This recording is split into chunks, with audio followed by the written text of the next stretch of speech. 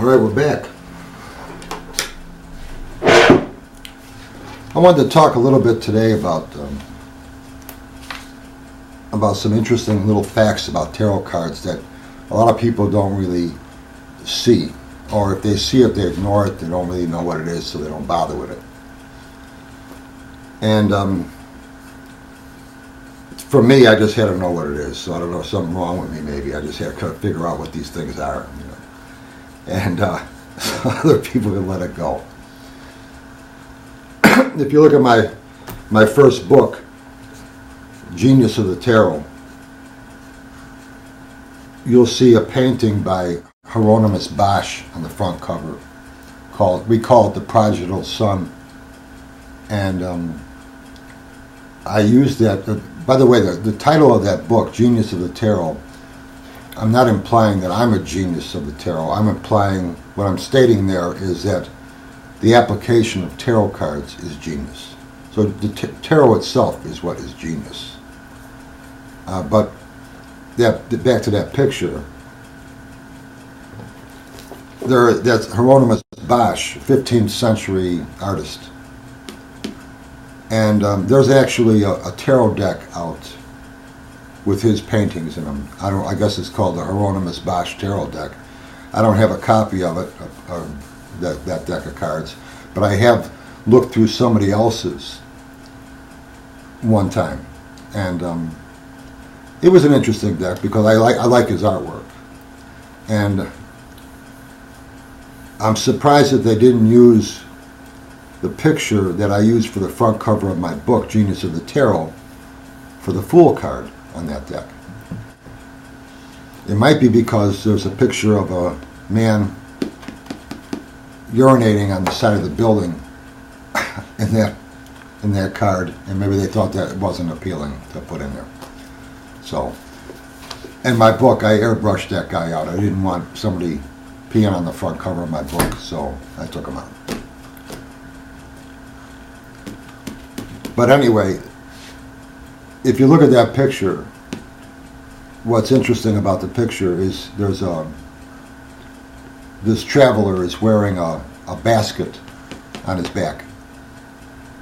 And back in this time, when a man reached a certain age, his mother would weave him a basket, and he would go out and leave his village and go out and see the world. And anything of value that he came across, he would put in his basket. He kept his valuables in there. So if he met some knight on his travels and the knight gave him something, he would put that in his basket. Or if he met a hermit somewhere or something, the hermit gave him something, or he found something near there that would remind him of that meeting, he would put that in his basket to remind him of the story of that situation. You know, today we use photography. Here's me in Paris, or here's me in Six Flags America or something, but back then they didn't have that, so you had to have items like souvenirs of a situation. And then at the end of when you come back home, at the end of your journey, you would have all these things in there that you can talk about your adventures with your family. About this was when I met so-and-so, and we talked about this and that, or this event happened here. And so these are things that would represent stories. And your basket eventually would be hung up on the wall next to your father's basket, who's hung up on the wall next to your grandfather's basket. And the family has a history of things that they've done then through these things. But as you left your home, your mother, who made this basket for you, would tell you, be careful on your journeys, because if you get robbed of your basket and you come home with nothing but a few items wrapped in a scarf tied to a stick, you come home in shame. You come home a fool. So be careful.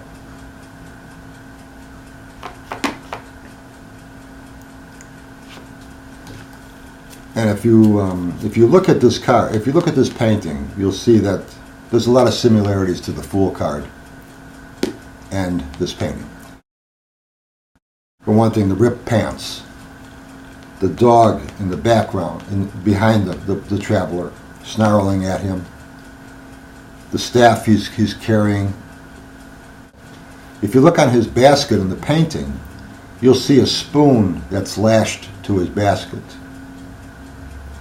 And back then, travelers, especially beggars or people without much money, would keep a big spoon like this with them because of if they run across some camp that's cooking stew or something, they can politely walk up to them, approach them, and ask them if they could have a spoonful of their stew.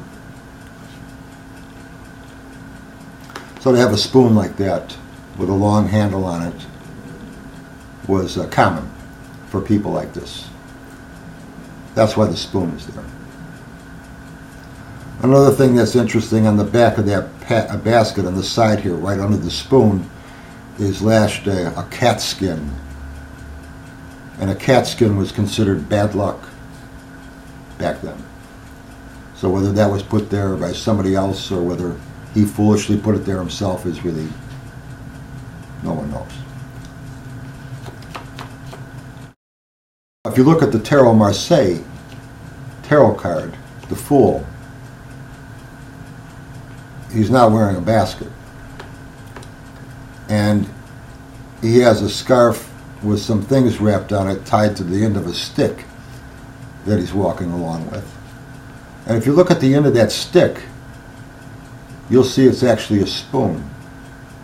And people look at that and they wonder, because the color breaking isn't really there.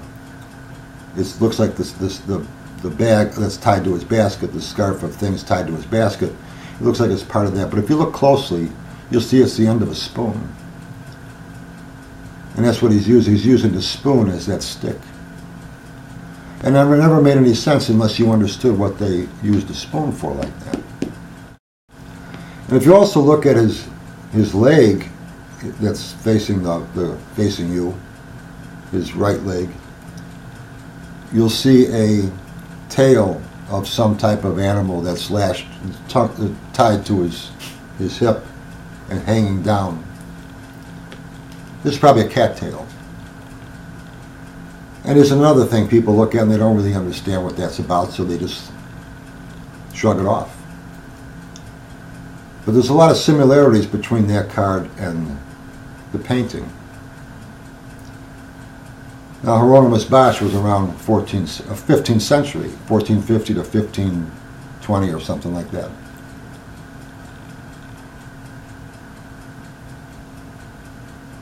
So maybe this is where this Tarot Marseille got their ideas for the artwork of the Fool card. And he wears no basket, a fool. Now here's another picture of Hieronymus Bosch, another traveler with a basket, same way.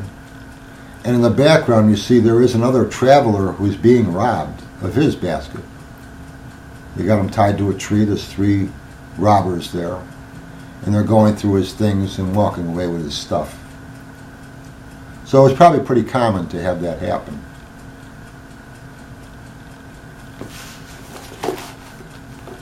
So the Fool card. Hieronymus Bosch's picture. Fool card of the Tarot Marseille. And the picture, the art, the painting that Hieronymus Bosch did are very similar. If anything, it explains the spoon on the tarot card.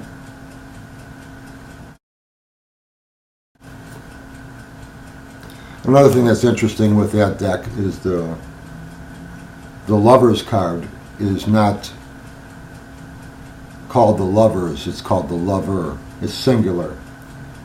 And a lot of people don't catch that. This is not about lovers. This is about making choice. The lover has to make a choice between 2 women. So different interpretation there.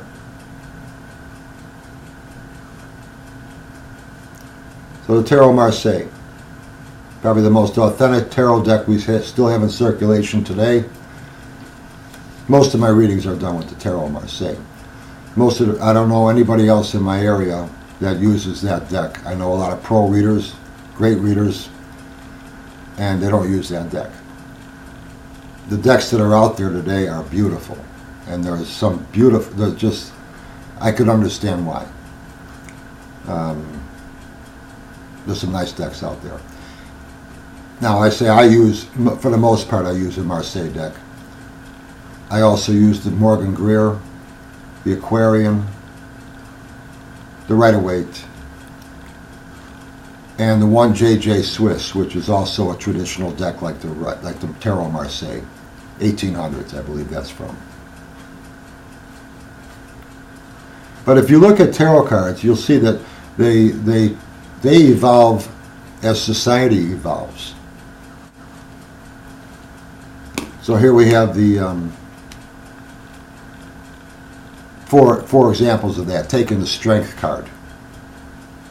In the upper left corner, you'll see the Strength card is Visconti Ciorza deck. Visconti Ciorza deck was the 1400s. And here we have a man brutally beating a lion with a club, beating the lion into submission. So strength representing inner strength means willpower was forced physically, brutally enforced people's actions and things like this. That was the answer to things. If something wasn't right, you beat that person. That was the answer. You could beat your wife. You could beat if somebody does something wrong in town, maybe the court would decide to flog this person. And it was a brutal time in our history. 1400s, Visconti Ciorza deck. Next we have the Tarot Marseille, Strength card. And here we have a woman now sort of wrestling with that lion, holding the jaws open of this lion. But it's a more gentler approach, 1700s, Tarot Marseille. And it's the idea of, okay, we still got to enforce ourselves on you in some way, but we're doing it with a gentler approach. So it's not as brutal as clubbing the lion. And it's also a woman now instead of a man, which might also seem to be a more gentler approach. This card was also called the Enchantress because she was able to do this, wrestle this lion. And then you can see that there's the Rider-Waite deck right there. Next, on the lower left. And that was 1910. Now the 1910, now we have a woman here. The woman in the Strength card is petting this lion. The lion's very docile. And she's like understanding, very understanding of the lion. 1910, this was the time of the head doctors, Sigmund Freud, and we were understanding more about the mind and how people can be sick, and there could be problems, and so we have a better understanding of what they're about. And so the brutal punishments there were really not the same as they are earlier in our history. More understanding of what we're doing, what we're dealing with, and a gentler approach again. And then lastly we have the Sacred Rose Tarot deck, which came out in the 1980s. And here we actually have a woman. The woman is now riding on the back of the lion. Her arms around his sides. They're both looking straight ahead. Body and mind working together as a team. A lot better approach than the Visconti Ciorza deck. And so tarot evolves as we evolve, society. Another interesting thing to see with the Visconti Ciorza deck, 1400s, is there's no titles on those cards. You'll see there's no title on that strength card. The whole deck, there's no titles. There's no numbers either. It's just pictures, just images. So more than likely you interpreted these cards any way you wanted to make a story. And that's probably what they were used for.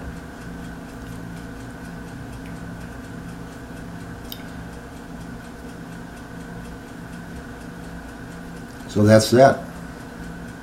I thought those are kind of interesting things to bring up, especially the spoon on the Tarot Marseille. So I hope you like this. Bye.